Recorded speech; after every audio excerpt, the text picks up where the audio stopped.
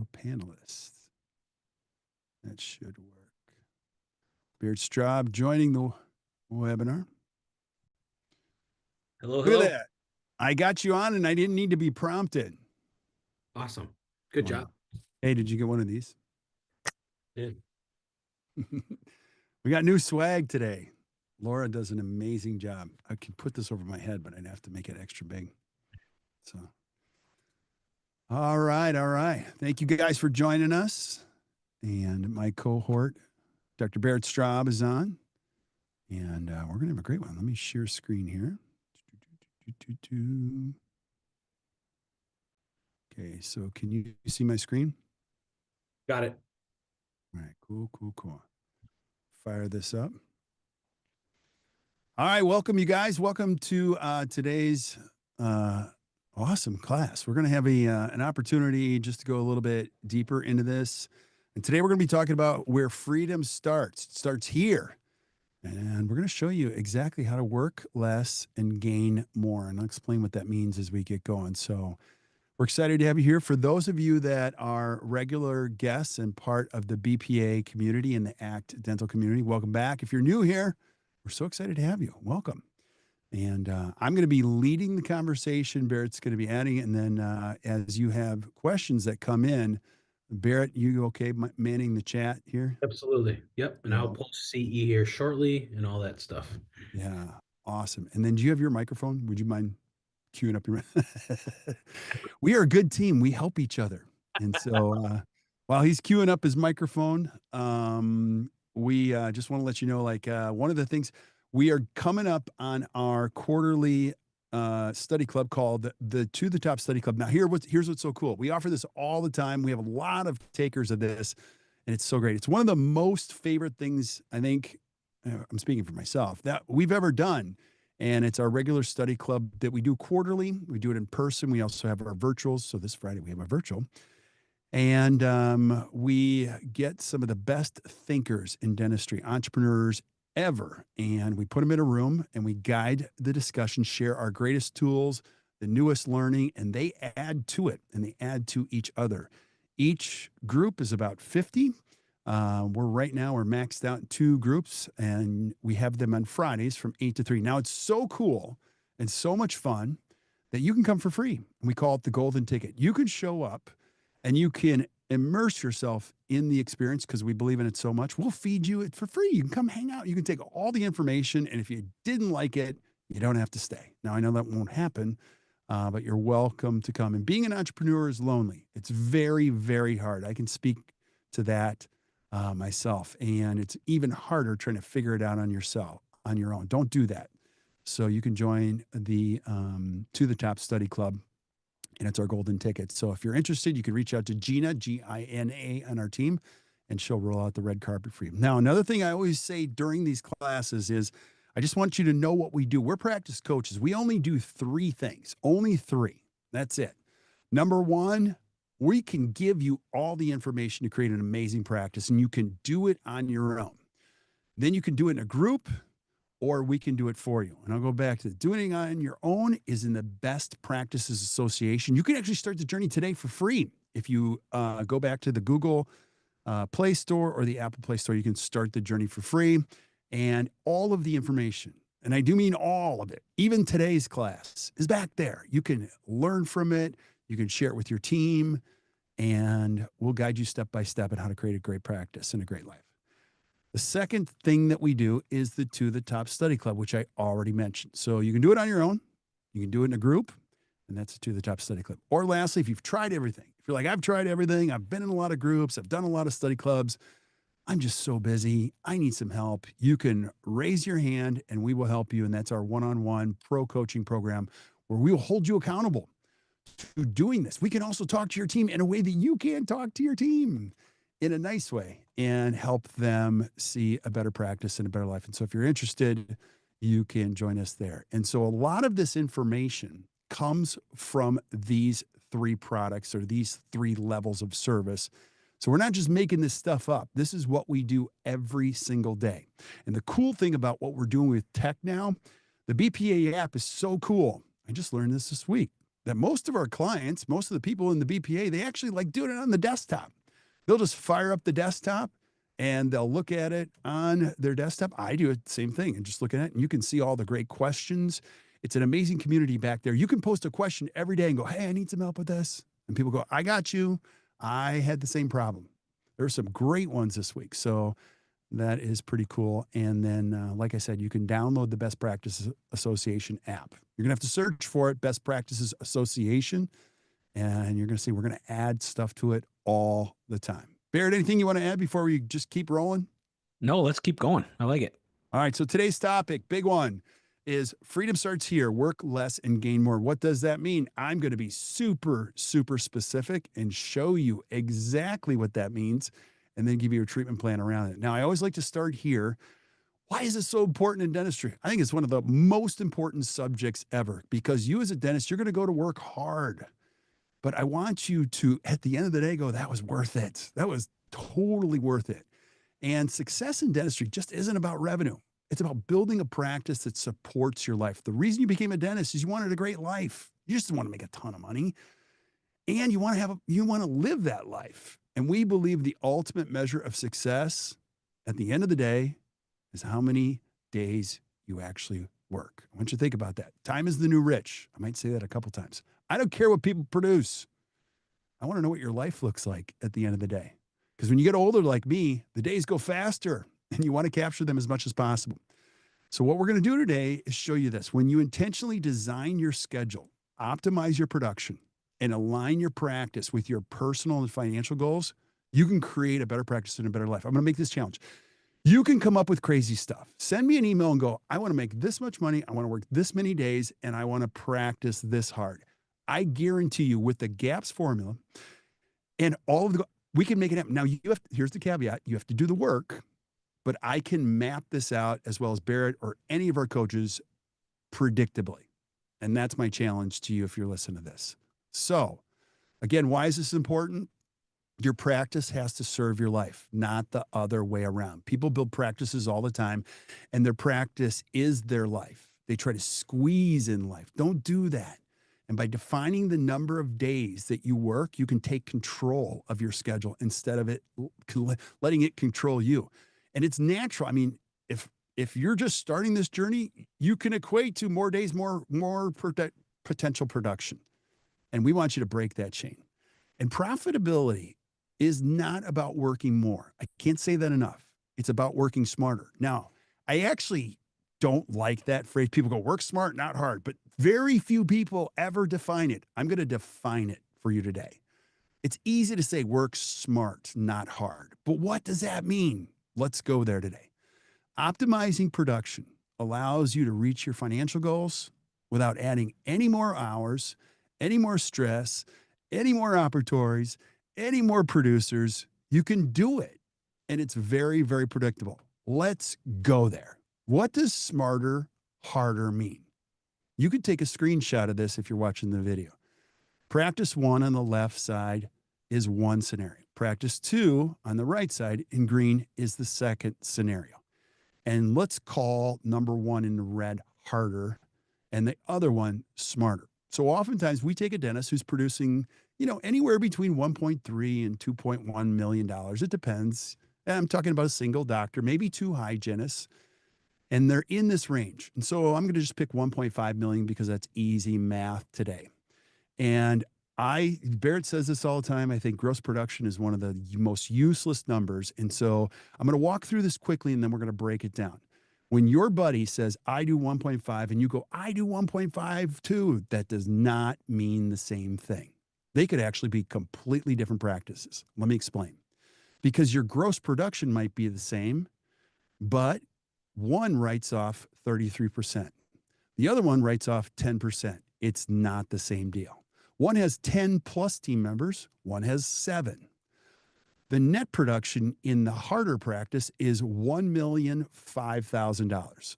The net production in the smarter practice is $1.35 million. That is not the same thing.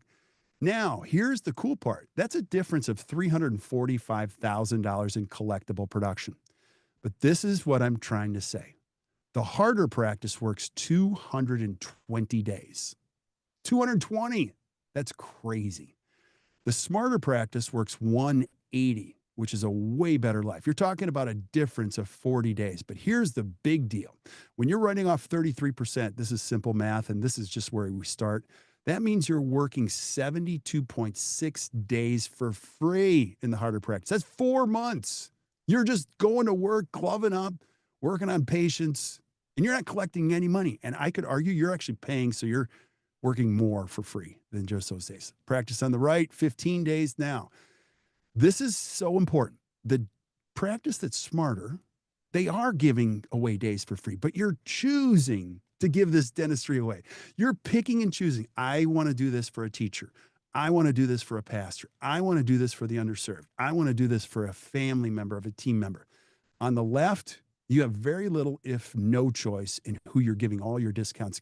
Actually, you're giving your discounts away to the insurance company. So not to belabor that, but you're looking at a different practice. The harder practice has 3,300 patients. The smarter practice has 1,200 patients. Do you want 3,300 or 1,200? You don't need every patient in your practice. And your annual patient value, which we're going to come back to, is much higher in your smarter practice. So that's definition of harder versus smarter. Now we're going to go deeper into this. And I want you to like have a conversation with your team members about this and how this all works. Now there's so much chatter about like, I can't pay my team members. I got to pay team members. The smarter practice can afford to pay really great wages because you're profitable. You actually have a great work-life balance. You only work 180 days a year.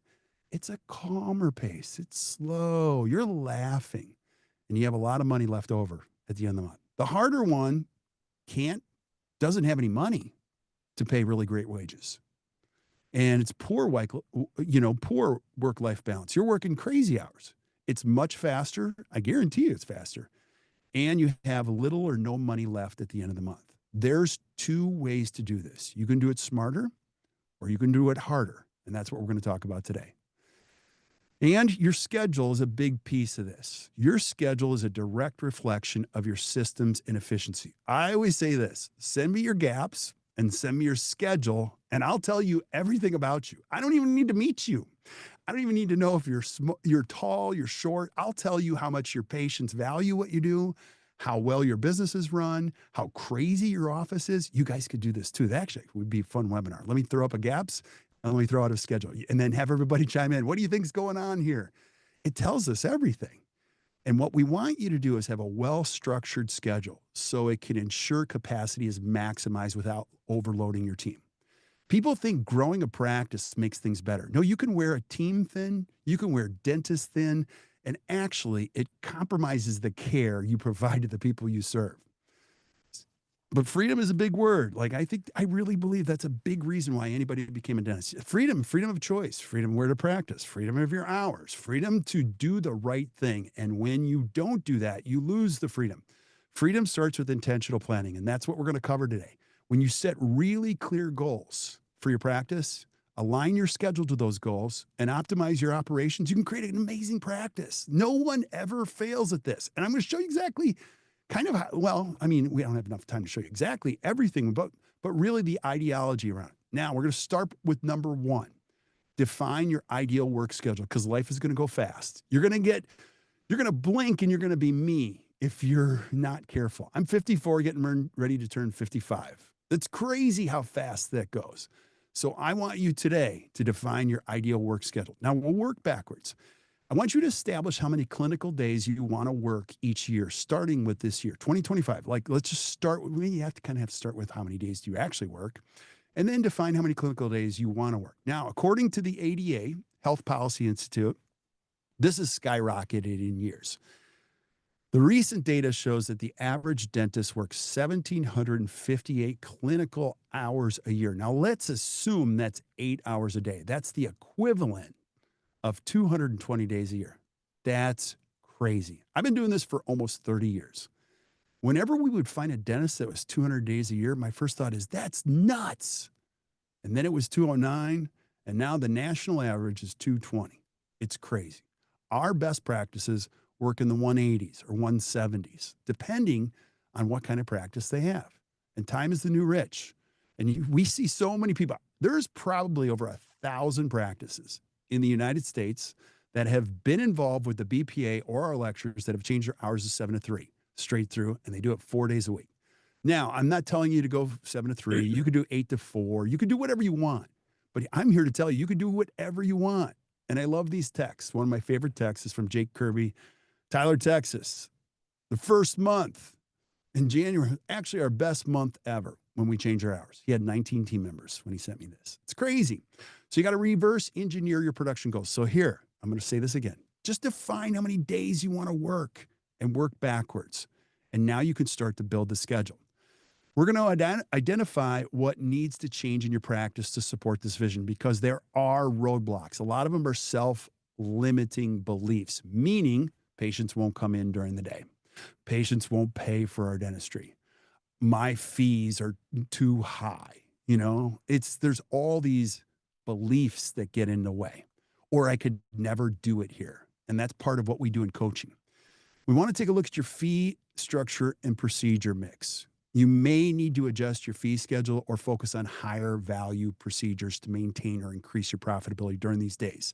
There are a lot of people, I'm like, why are you charging $800 for a crown? And they're like, wow, I didn't even know I was doing that. You have to charge for your expertise and you got to do a good mix of services. And you got to decide how you want to experience yourself in dentistry. So that's critically important. The next piece is we got to optimize your schedule, minimizing your cancellations and using block scheduling. Make sure every day is efficiently scheduled as possible. And I'm going to pause there just for a breath because I've been talking a lot and I have a lot to cover. But Barrett, anything you want to add to this before we go on? Yeah, I think there's a lot of dentists out there that when you hear the word define your ideal work schedule and you think about why am I working the way I want, it usually, or I'm sorry, why am I working the way I currently am? It's often not based on intentionality. It's based on need. And a lot goes back to that first slide where you had number of active patients. An active patient is only someone that's been in your practice in the last 18 months.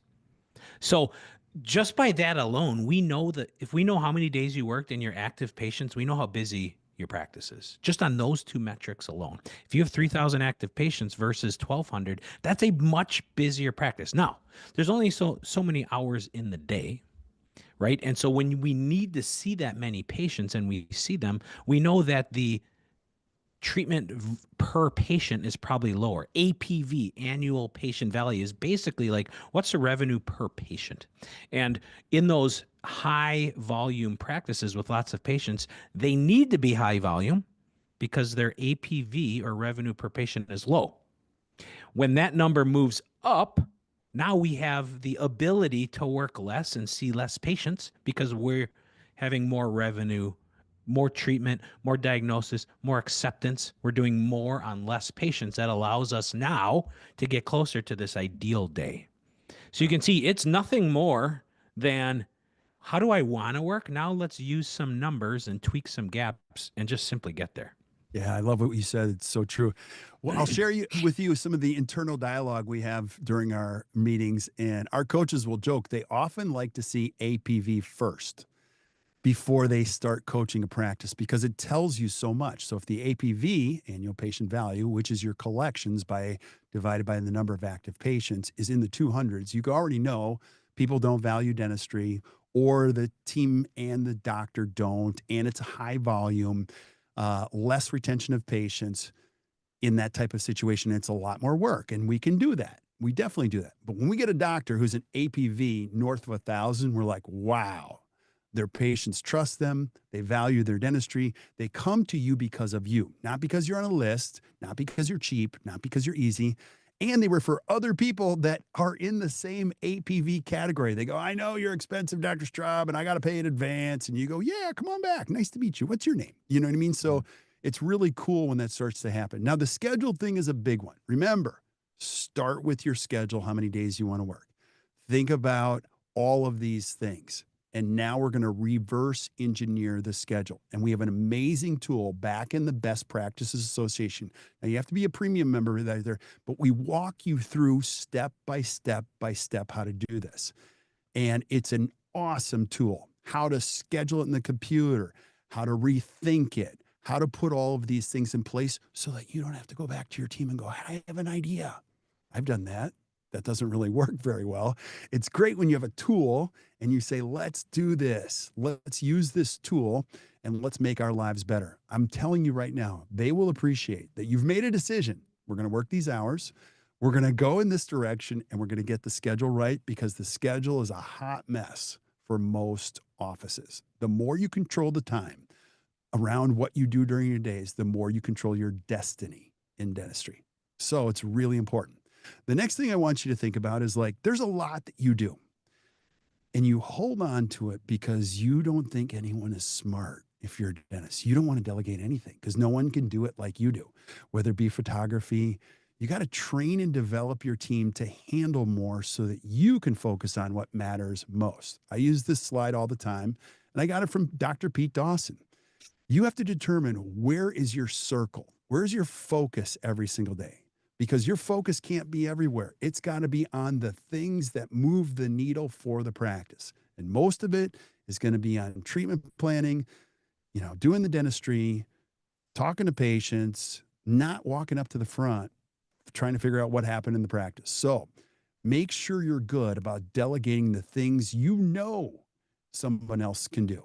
And now you'll start to free up time. And I use the example of photography, but once a dentist makes the decision, I'm going to develop my team and let them take the photos, you now have freed up thousands and thousands and thousands of hours if you're a young dentist. So it's so important to delegate and elevate your team members. Your team members will appreciate it too, because now they're just not a simple role. Now they have much more of a valuable role in the practice. And that's part of what leadership is growing other people that can truly be leaders in your practice. A big piece of this is you got to improve your case acceptance, how you communicate with patients to get more treatment that patients actually want to do in fewer visits. Now, that's a whole nother webinar, but really, if your case acceptance is pretty low, that's a great place for us to start. And it really doesn't have a lot to do with your technical skills at first. It has most to do with your communication and how we connect with patients when we're getting started in this. Let me pause there for a second, Kirk. Please. So if you're reaching that 1.5 million gross production, let's go back to those first two examples. You don't have to go back to the slide. You bet. You can stay right where you are. But okay, the Well, harder the red practice, they do a little bit of dentistry on each patient. They're 1 or 2 tooth dentists. Maybe heavily involved in insurance. Patients just do what insurance covers. And we're just in that rhythm of just doing a little bit. In that case, I, as that dentist, need to see a bunch of patients and I need to work as many days as possible so that I can get my production up to 1.5. Okay. And then we're not even talking about the profitability yet. right. But if I have the skills, the communication skills, and the knowledge and talent to be able to comprehensively diagnose, present treatment, gain acceptance, and then deliver at bigger cases, and we're not talking about everyone has to be full arch, all on 4 every day. I'm just talking about even quadrant dentistry where I can tick that APV up. I can do more dentistry per patient, well above and beyond what their insurance covers or doesn't cover. Now, I don't have to see as many patients to get to 1.5, nor do I have to work as many days to get to 1.5. Yeah. And so sometimes business modeling is nothing more than numbers. Now, what's hidden in these numbers is that skill and clinical ability. You have to have it on the shelf to be able to sell it. Not everyone can be green right out of dental school. You have to skill up to get there. But knowing how the numbers will result in that working smarter, not harder, the path to get there gets a lot more clear for a lot of dentists once we know this stuff. Yeah. I'm so glad you said that because it prompted another thought. And let's just go there if you're listening to this. You want to create a great practice? I'm going to give you the simple metrics and we're going to go right there. You only need like 1,500 patients, 1,200 to 1,500. The better you are, the less you need. Some of our best producers, they don't need 1,500 because that's too many. They only need like 900 patients or 1,000 patients. I want you to think about that. So let's start with 1,500. Let's just say you're watching this and you're a young dentist, you're just getting started. You only need 1,500 patients. If you spend the next 3 decades looking for the right people, and every time you lose one, you try to replace it with the right type of patient, and you're just set on 1,500, and you could extrapolate if you have multiple doctors, but let's say you're a one doctor, two hygiene practice. Your full-time hygienist can only see 750. The math is perfectly aligned if you see patients twice a year. So if you have two full-time hygienists and you're a doc by yourself, 1,500 patients, 750, 750, and you keep developing these relationships and getting better at your business, you're now officially working smarter, not harder. You don't need 3,300 people. You don't need new marketing. You don't need more producers. People do things all the time. I'm like, why are you doing this? And they're like, I got to make more money. I'm like, you're going to produce more, but you're not going to make more money. And so I think it's important. You got to decide like how much is enough. And I'm so glad you said that, buddy. So it's really, really important. Now, I want to go back to we talked about schedule. And when we got down here, we're talking about, just jump ahead here real quick. Improving case acceptance. Now, there's a couple other caveats to this. Let's give you some more details on your treatment plan. You're going to want to maximize PPD and PPV. Now, Barrett just mentioned APV, which is annual patient value, but let's go into these other two metrics. We're doing this thing called Metrics Monday. You got to join us on our podcast. Every Monday, we're taking apart two metrics that move the needle in your practice and make a huge difference. PPD and PPV do the same. Let me explain. You're going to want to maximize both of these, and I'll go through each one of them. But to work fewer days while maintaining or increasing profitability, you need to focus on these two KPIs. Once you get the schedule set, once you've determined a direction, now you're going to pay attention to these two indicators. PPD is production per day. That's the total potential revenue generated in a single day. The higher the production per day means you can reach your revenue goals if you're collecting all of that. Now, we could talk about gross PPD or net PPD if we wanted to in fewer clinical days. That's the ticket. And Barrett designed this for us because he was a practicing dentist, and this is really important. So people always say, well, how am I going to produce more? It starts with knowing this metric. Instead of adding more days, see, once you know PPD, production per day, you don't need to add more days to increase profitability. You can just focus on doing better during the hours that you're working, and it allows you to cut back on these clinical days without sacrificing your income. Now, let's use the same example I showed. And what I didn't show you before, I'm going to give you new data in smarter versus harder. So let's go back to the original 1.5 million, 1.5 million. One practice, the harder practice, works 220 days. That's a lot. The smarter practices work 180 days or sometimes even 170 to get to the gross production number of 1.5. Let's do the math on that. The harder practice generates gross production of $6,818. Now, they're also writing off 33% of that. So it's potential production. It's not net production. The smarter practice is generating production per day of 8,333 days. It's not about their fees. It's not about being exclusive. It's not about being elite. They've chosen a direction. They've built a patient base that values what they do, that pays their full fee. For the most part, they collect the full fee. And that is a quantum leap between these two practices. Anything you would add on this, Bear, before I go to the next metric? No, keep going. You're right on the money. All right. So the next one is production per visit. So I want to make sure that you understand production per day. Now we can go granular again, gross production per day or net production per day, but let's start with gross production per day. Because Well, let me interject one quick second. I can tell you how to know what you're going to produce this year. And it's simple. What are you currently producing per day in your office? Every day that your office is open, there's a dollar value that you produce. Take that number and multiply it by the amount of days you're going to be open this year. And if you do nothing to change either one of them, that's your gross production. And so you can establish that now versus getting to the end of the year and saying, huh, I thought it would have been higher. Why did I only produce X? Now, if you don't like the result of that equation, you can say, I need to increase my PPD or I need to work more days, right? There's only two ways to produce more: work more days, which we don't love, but do more per day. And so that's just knowing that I can tell you what you're going to produce this year based on just two numbers. What's your current PPD and how many days are you planning to be open? That's what you're going to produce in 2025, unless you intentionally make efforts to change that. Yeah. Love that you said that.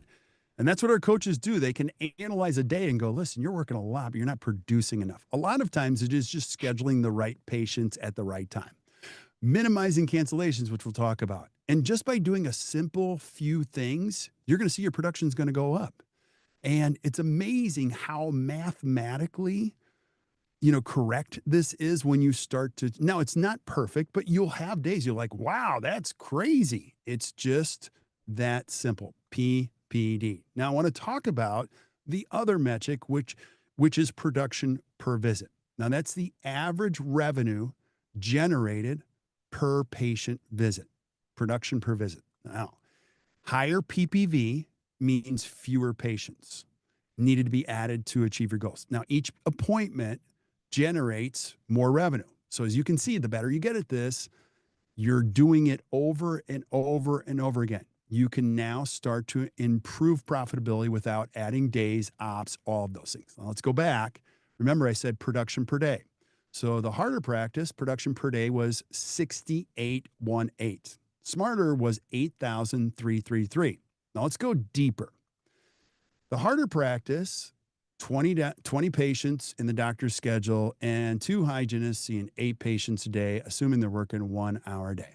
That's 36 patients a day the harder practice saw. The smarter practice saw half of that, 10 patients, and still had 16, 8 and 8. That's 26 patients. You do the math on that, the PPV, production per visit, for the day, let's just start with the day. The harder practice was $189 per visit. And the smarter practice is now in a realm where it's 320 days. So as you can see, by taking these steps, you're truly moving from, working harder to working smarter. And even if you just do it a little bit, $189 per visit, that's what great hygienists do. Do you know what I mean? Like that's what they do. Some of our hygienists, they do that on their own in the BPA community and a lot more. Now, I don't want you to feel bad about that, but I want you to know the truth of it. If your practice is just doing that across the board, we need to become more valuable for the people we serve, one patient at a time, one day at a time. And here's what's really cool about the gaps or any of these. You make one change, it has a compounding effect. Let's say you change it from 189 and you go to 210. That's great. Now it's compounding its effect on your practice. Then we go to 250. Then you take a course and you're like, wow, I can actually talk to patients about this stuff. Every little change you make and everything you do in the gaps formula, it creates one more dollar profit and you start to enjoy your life a little bit better. Anything And else you would bear? I would say the dentists out there, a lot of them are saying, yeah, but what about a denture check or a Right. follow up that's free? Yes, all visits are not created equal. Some are $0 revenue by design. That's okay. It's an average throughout time. It's an average of all your visits. But what the production per visit mindset means is every visit you go in thinking, if I maximize this visit, done in an ethical and reasonable way, if I maximize this visit, every visit, the day gets maximized. And Yep. if I maximize every day, PPD, APV gets maximized. And therefore, my time, my efficiency, my practice gets maximized. So it's just working down how do you improve your annual every day PPD? How do you improve your day every visit?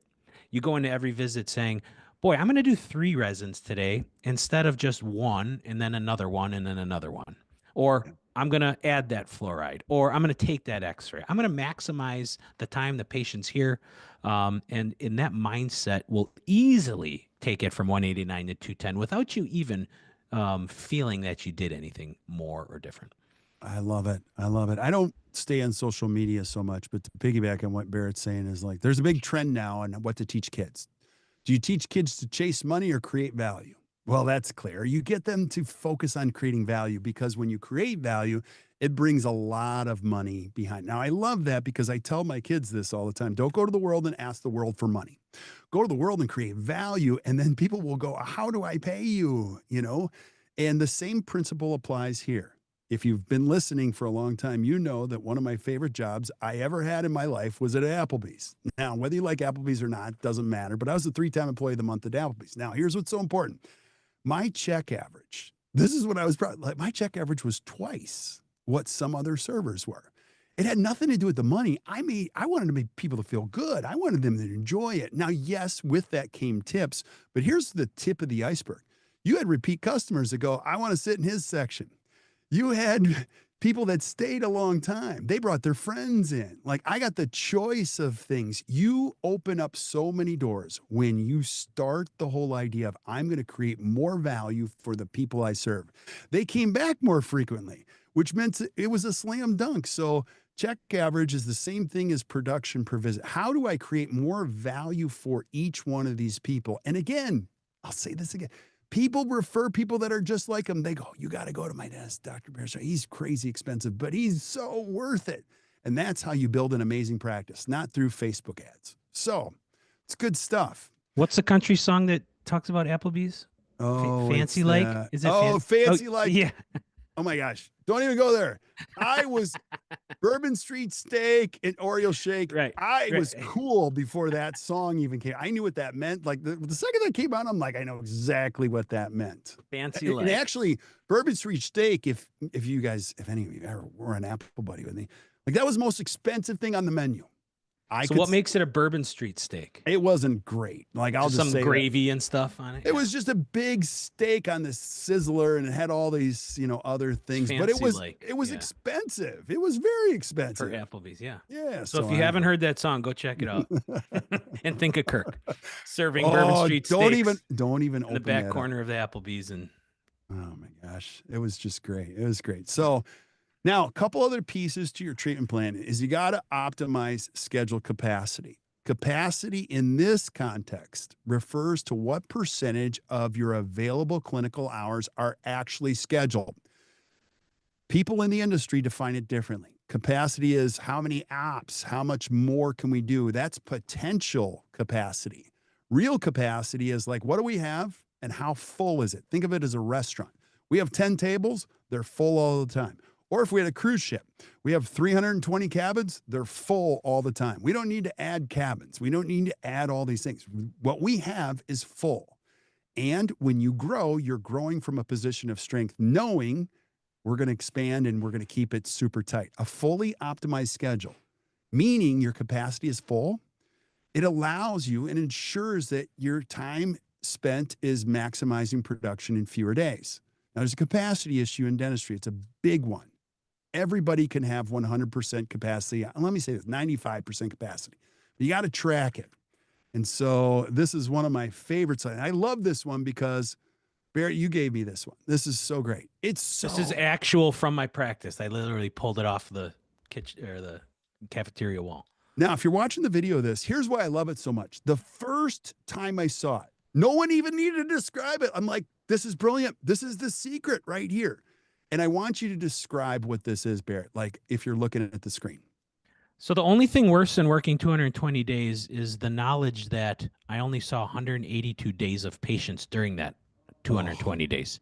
And that's what's happening when you retroactively go and find out I'm really busy, but my chairs are only full 88% of the time. And so the only way to know that is to retroactively calculate it. So there's a difference between how full your schedule is when you show up in the morning and then what actually happened. And it's a simple manual task. Sally, my hygienist, everyone who had a chair, so the hygienist and the assistants would fill this out every day. So it's May, whatever. and May 2nd, and there's 8 hours available in her hygiene chair, and maybe eight were scheduled that day, but two no showed, or one no showed and one canceled. So on May 2nd, there were 6 of those hours with butts in the chair. So she writes eight available, six butts in the chair. On the fourth, eight, and there was 6.5. You can obviously get the math, and over time you say how many hours were available in May in Sally's hygiene chair, and of those total hours, how many had hours had a butt in the chair? 98.5 divided by 109.5, you get 90%. Yeah. Now, I know there's 10% availability, right? So am I gonna add hours to Sally, or am I first gonna at least fill 5% of that time? You can't be 100%, Right. but you got to maximize it. So you don't. Most people that believe that they are so busy, they are, but they're not as busy as they think they are. The percentage will be less than you guess. Yeah. Now, what's really cool about something simple like this is it's a tool. You don't need to manage it every single day. You give it to your people, your assistants, and your hygienists and say, I want you to track capacity. And all you're doing is making this information transparent. So they're tracking you. They have a lot of questions like, have them track it.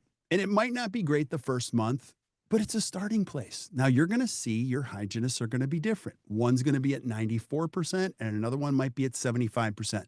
What a great opportunity to say, what's happening in one op and not the other one. It might be verbal skills.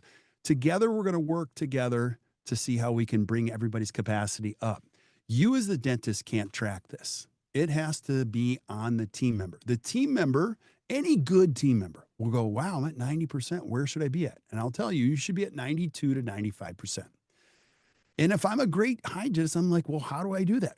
That's a great question. Let's talk about it. Let's find out how we can do that. So having them do this, track it, and turn it in every single month is the first place to start. You just got to know this number and say, I'm here to help you. Let's keep moving. Now, here's another reason why this is so important. Let me go into the profitability thing.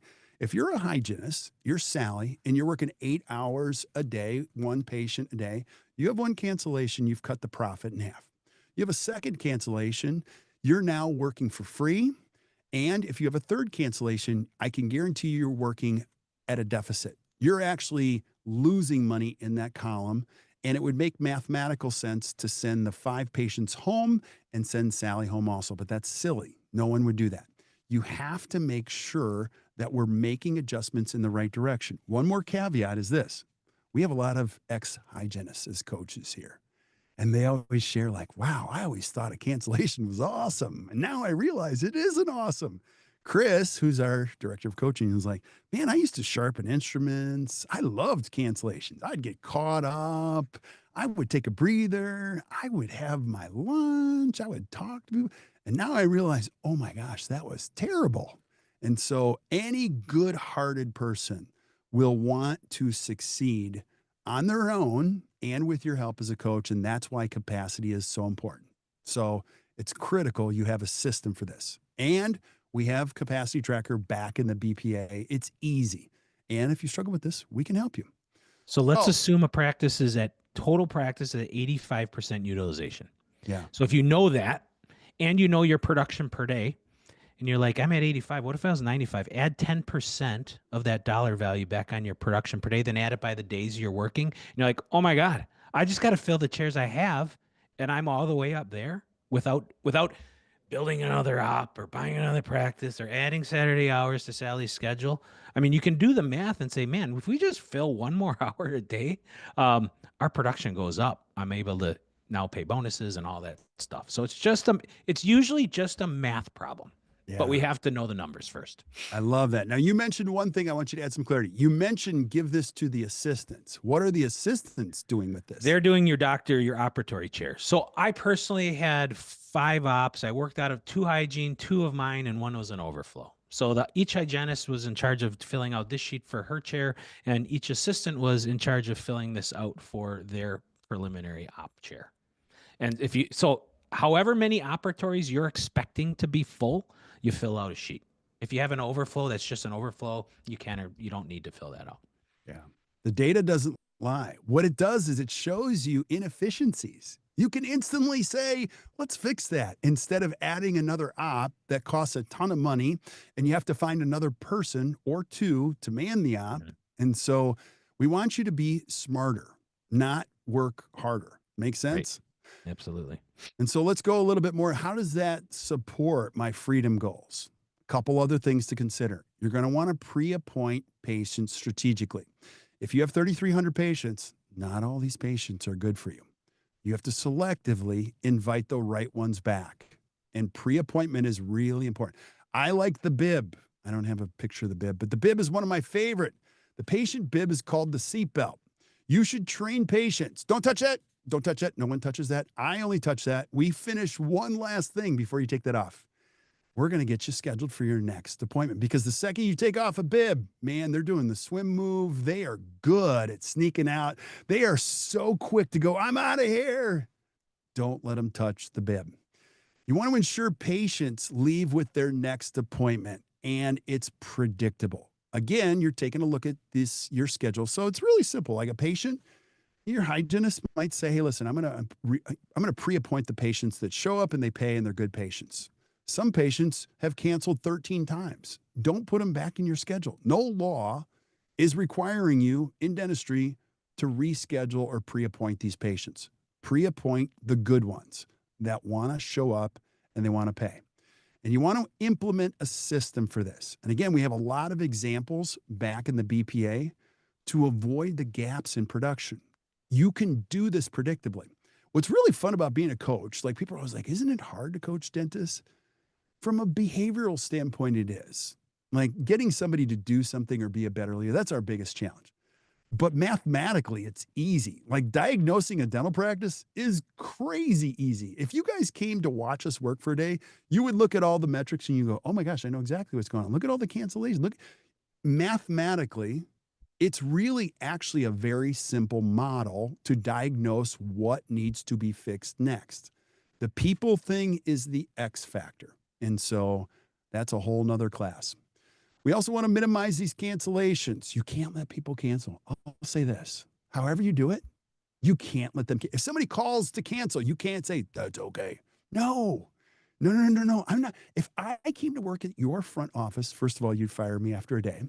My first thought was like, oh, no one's canceling. If a younger male calls and tries to cancel, my first thought is try to cancel, little boy. You're coming in. I'm going to make you come in. Now you can't mess with like things, illness, but a lot of people come up with really lousy excuses.